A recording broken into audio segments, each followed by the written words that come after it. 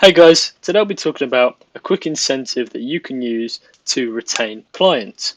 There are three things I believe that you need to have in place to run a successful agency, run a successful business, to run, be a great freelancer, whatever it is. You have to have three different things in place, right?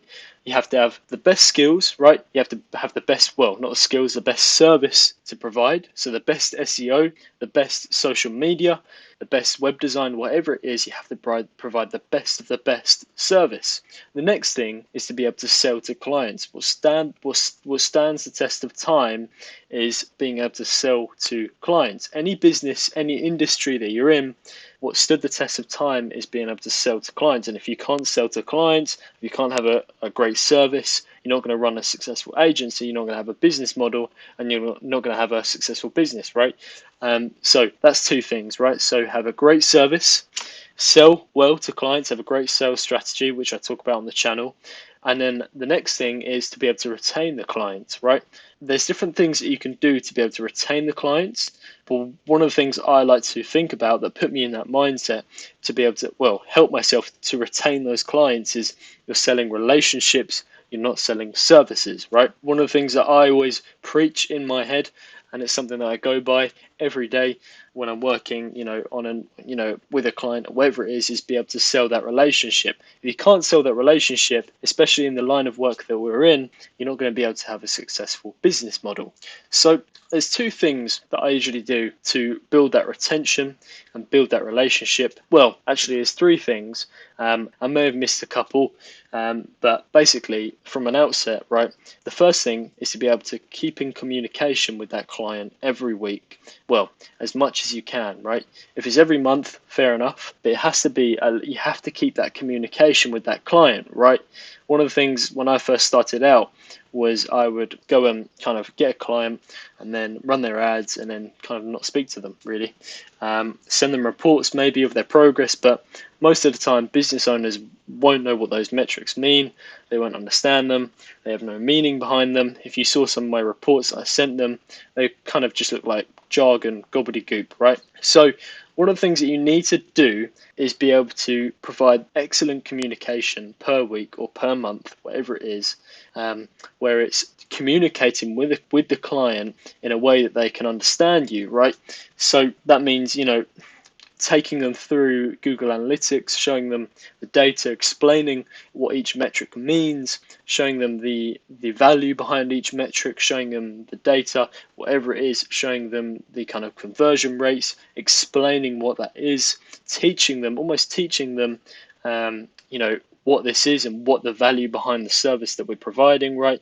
You kind of have to get this in their mind before, obviously they kind of have the value in their mind. They know if they've bought from you already, but you have to kind of re-upsell that kind of service, right? Every report that you do every month, every week, whatever it is a chance to upsell your services, right? Upsell that value to keep that retention going, right? Because the point is if you get 4 clients, whatever it is, 1,500 a month, that's all you need if you're a small agent or a freelancer or a very, very small agency. In my case, I am building an agency, but I'm a freelancer at the moment. Well, I guess you could say I'm a freelancer because I only have a couple of clients and I have people that I outsource and things, but I have no one working with me. I don't have a place, I don't have an office or anything like that. But I hope to have that in the future. That's my goal. But the idea is, well, currently I don't work full time anywhere else. I can actually, make a living working off of just the couple of clients that I have, right? So the idea is to retain those clients, be able to retain those clients, get that income per month.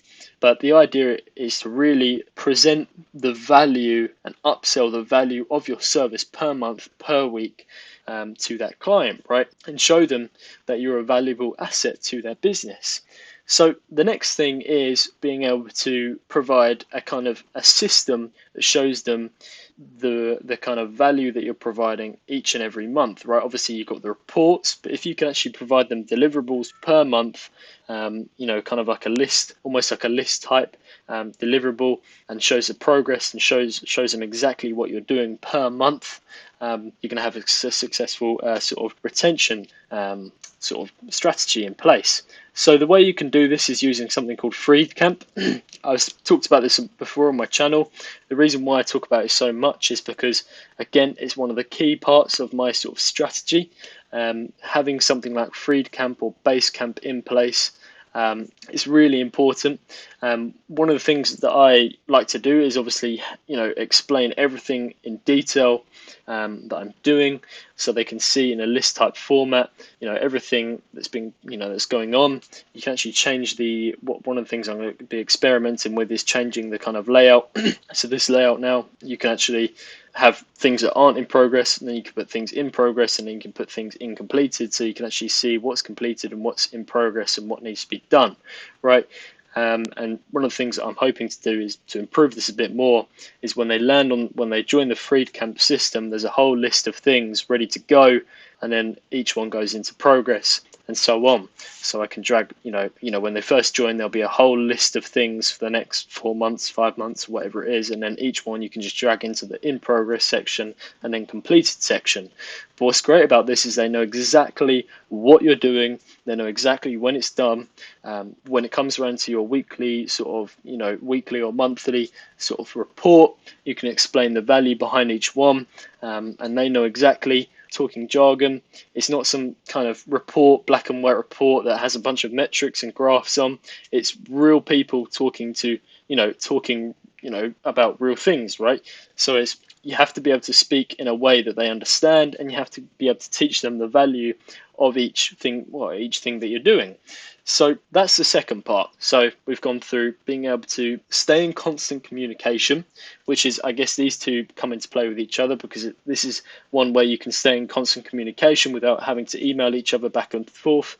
You can get them to approve certain things if there's text that needs to be improved, content approval, to keep them in the loop. That's a great way of doing it. So everything that's impacting their business has to go through them first. So one of the things I used to do, which you always learn from your mistakes, is I would do things like publish a blog post on a client's site when I used to work at an agency, and they would actually make adjustments on the blog post after it has been published, right? And that's not what you want to do, right? They wouldn't like the fact that you've published this blog post without their approval. You have to keep them in the loop to keep that relationship and keep that retention. So the third thing that I'm going to show you today, guys, is a little incentive that you can send them every month. You can send them, during the sales strategy, during the first stepping stone when you're selling to them with the sales proposal. I usually send it around them. I sometimes send them per month, certain things, certain little gifts and things, as you can see here. So this is a big chocolate that I sent to them. As you can see, it's got a personal note here, Leo from Neatpack. I sent this to a restaurant I was working with.